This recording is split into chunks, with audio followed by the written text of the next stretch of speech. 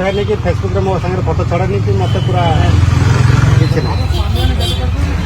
आज घर जिनटा कहीं पदार पकाऊँ से अनुभव करूँ मोर इज्जत किए मो स्त्री मो पिला छुआ कि इज्जत कहीं पदार पकाऊँ आज कहीं एक्साइटेड हो पड़ी से अनुभव करूँ कौन है जहाँटा भी आप भिजुआल नौ बर्तमान मुझे जो भिजुआल दूसरी आपको यहाँ मत गोटे गरम पानी फोपाड़ी पोड़ी दी जाए गोटे आक्रमण कर मत मारिदेवार गोटे प्रयास था मो स्त्री मो ना दुर्गा प्रसाद नायक मो बापा ना मधुसूदन नायक मो वृत्ति गोटे सांबादिक बर्तमान आडभकेसी कर हाइकोर्ट ऑफ ओडिशा मो स्त्री रश्मिता खटे मत गरम पानी पकई जिनस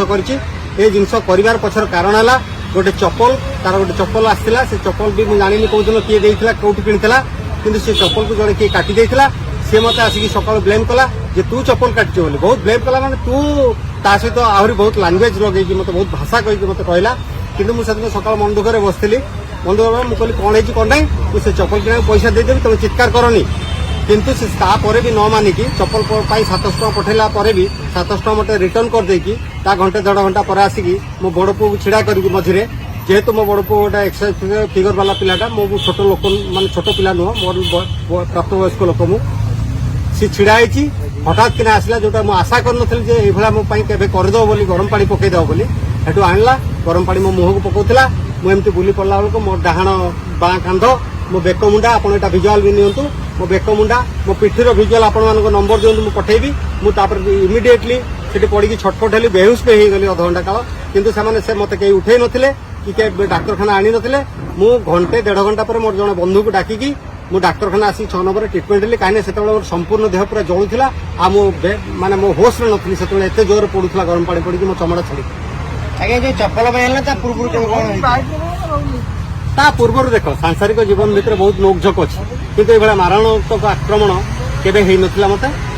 यही नोकझोक गाली मंद कि हो कि कथा न मानिया हो कि न खाइबा हो कि घर कपड़ा भिंगा हो कि जहाँ भी हो परिवार भितर एटा घटिला किंतु ये जीवन नवाई गोटे आक्रमण हेई नथिला एटा फास्ट टाइम है हाँ मु थाना आगे एफआईआर देछि नुआपल्ली थाना रे 14 तारीख दिन घटना घटला 16 तारीख दिन एफआईआर देली किंतु अद्यावधि थाना पुलिस कौ स्वार्थ बा कौ चाप कि हो ये जघन्य अपराधी को अपराधी गिरफ्त करनी से आज बैनर धरिकी आसी जो ओडिशार मुख्यमंत्री अच्छे मोहन चरण माझी मु माझी बाबू को न्याय भिक्षा करुच्ची मत माझी बाबू विगत 20 वर्ष है जानते मु केन्दुझर डिस्ट्रिक्ट में सामाजिक करी मुझे एनआई चैनल थी जेहेतु थी मोर सार सहित संपर्क आ मुझे इंडिपेंडेंट